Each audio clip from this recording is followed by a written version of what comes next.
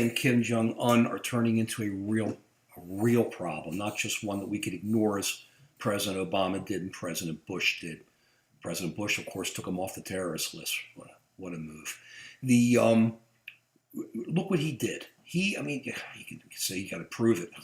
Nothing to prove. It's there. He had his half brother killed in Malaysia. You've all seen it. They had the VX. They had these women who came in and rubbed it on his face, and he died in 20 minutes, 15, 20 minutes. Went through incredible contortions and died. Was it Kim Jong Nam or whatever his name was? We look at this and we see a country, and not as much a country, but a leader who has nuclear weapons, building missiles to deliver those nuclear weapons to our mainland, and has all this VX, all this illegal chemicals, all these illegal chemicals. A guy who has no second thoughts about using them.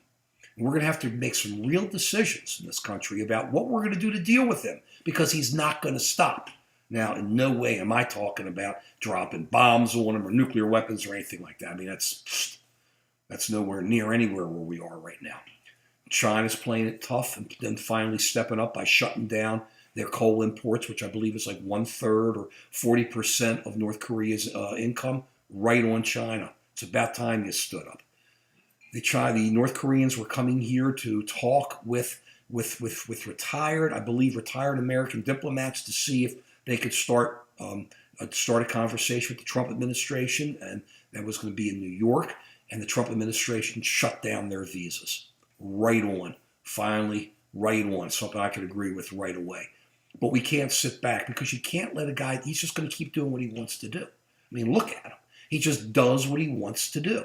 And when a person like that has nuclear weapons, a way to deliver those nuclear weapons and poisonous chemicals that they're going to have, has no second thoughts about using, we're going to have to give some real consideration to how we deal with this guy, because he cannot be allowed to just keep doing this more and more, because soon he's going to do it in our airports, and soon he's going to do it against us. And we have to be prepared and ready.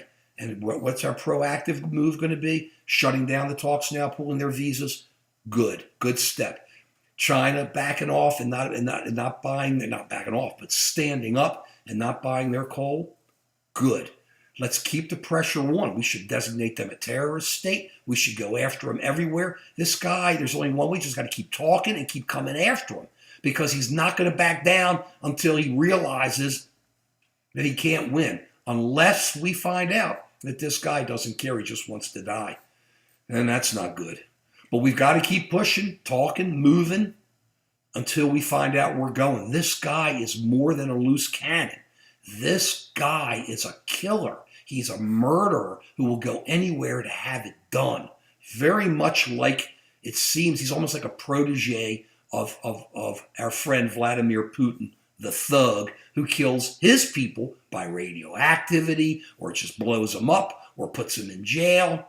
Really, what's the difference? Really isn't, except North Korea is looked at as a rogue state. So keep an eye on this. This is all part of our foreign policy as we move forward. And how is President Trump going to deal with this? Can he be smart enough to become more friendly with China and work with them against North Korea? Can he be smart enough to say to Russia, you did it to us in this election, you tried to do it, and I'm not backing down.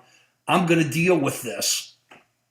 And talk about it and go forward and say we're not going to put up with it. You know, my belief is we should have, I know we just started one, but a really strong, what used to be a Radio Free Europe, just start pumping information into Russia. The problem we've got with doing that is that we have a president who doesn't believe that news is news and that real is real. He just believes everything's fake news unless he believes it.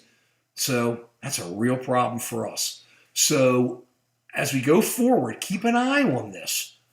North Korea and Russia are not friends, but North Korea and China are. And China is getting, I believe, getting a little bit nervous.